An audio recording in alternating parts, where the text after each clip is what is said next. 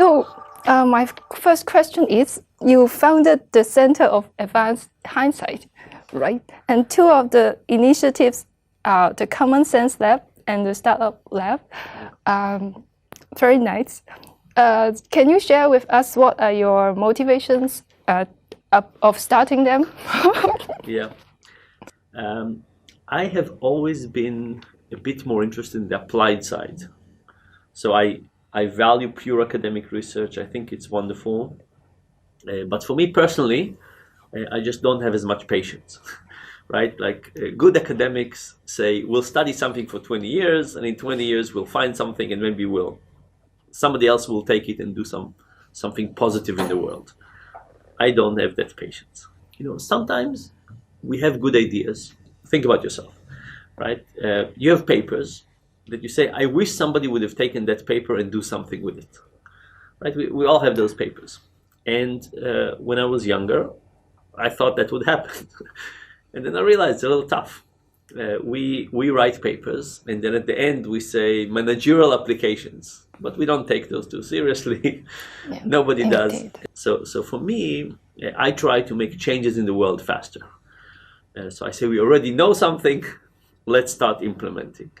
So sometimes when I have a good idea, I go to companies and try to push my idea and to say, can we do something with it?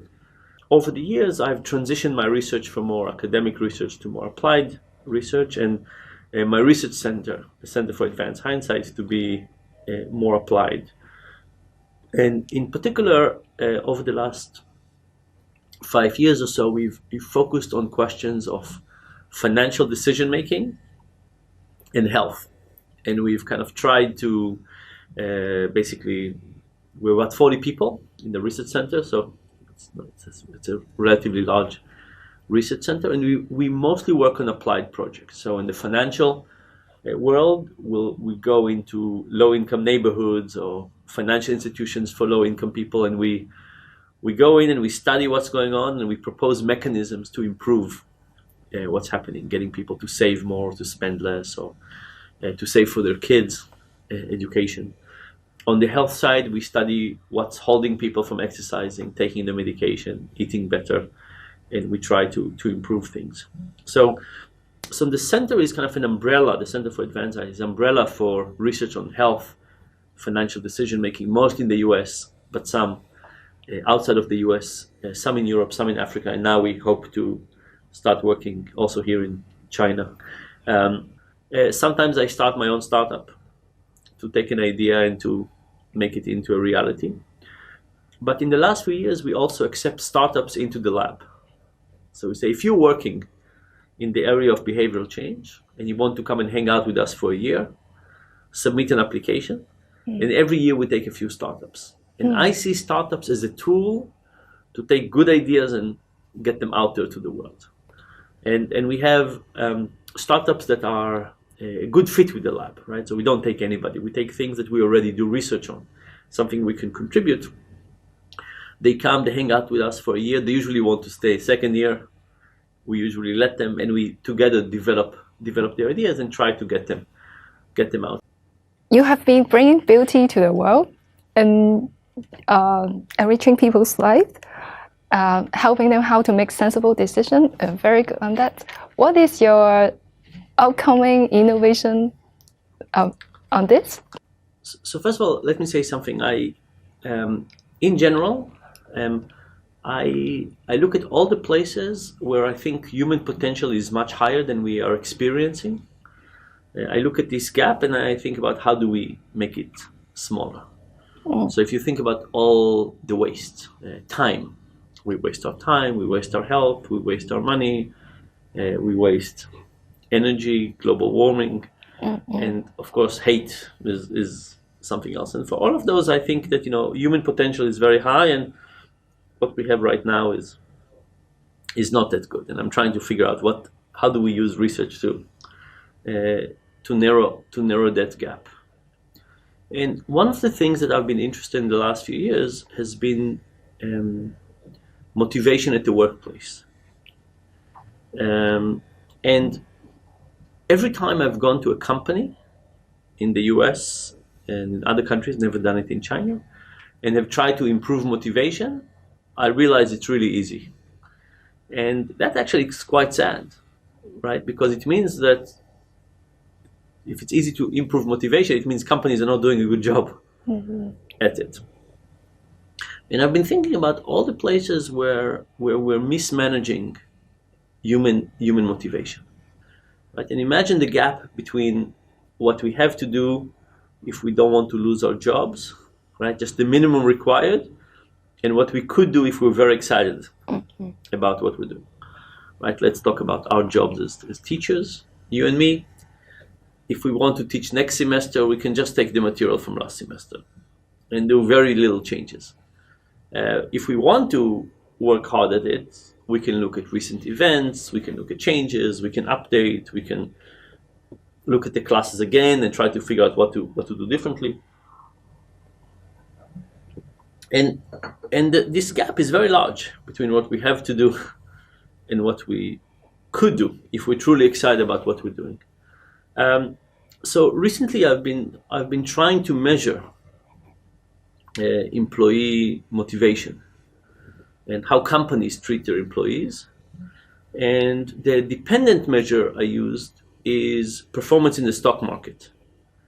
And what I've been able to prove is that companies who treat their employees well on a few key parameters actually are much more profitable in the stock market, right? And the idea is that what we should be doing is helping companies invest in human capital, right? So every CEO that goes on stage says, the quality of my people is the best resources I have, right? Everybody says that.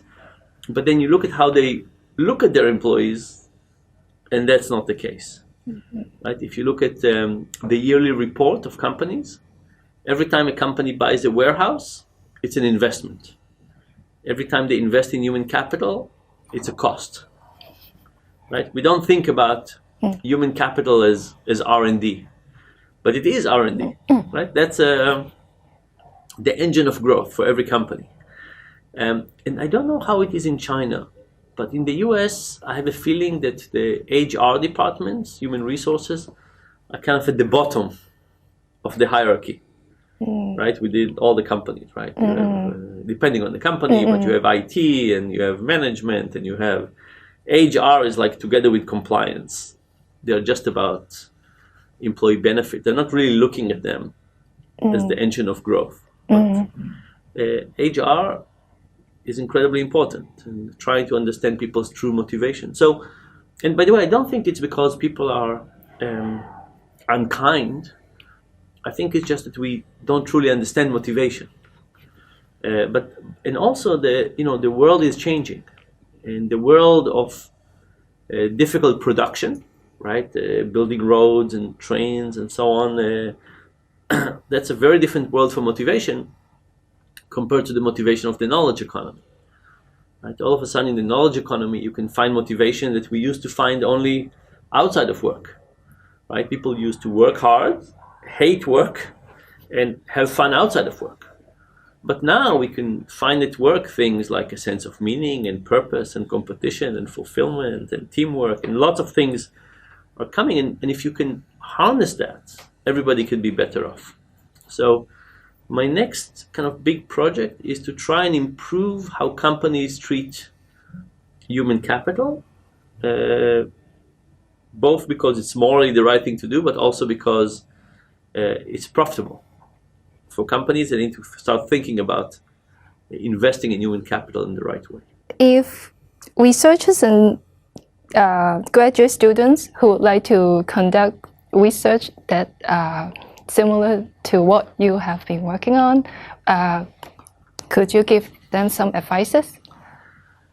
So, I'm not sure it's good for everybody, right? I think I chose a more applied approach.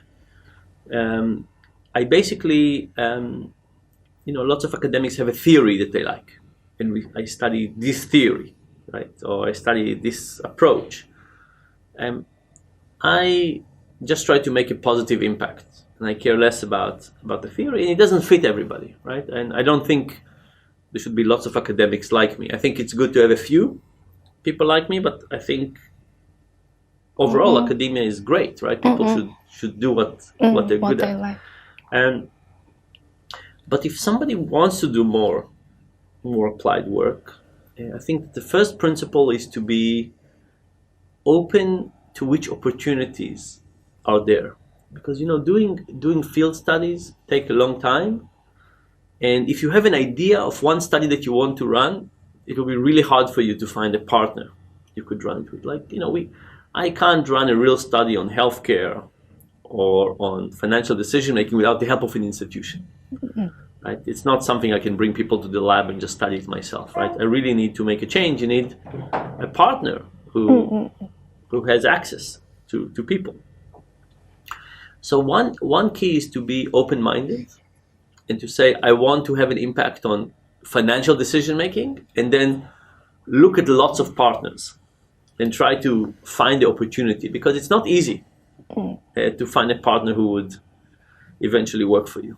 We have to be a bit more flexible and find a willing partner. And sometimes it's the right company, and sometimes it's the right company at the right time, and sometimes the right company with the right CEO at the right time, and you just have to look for those.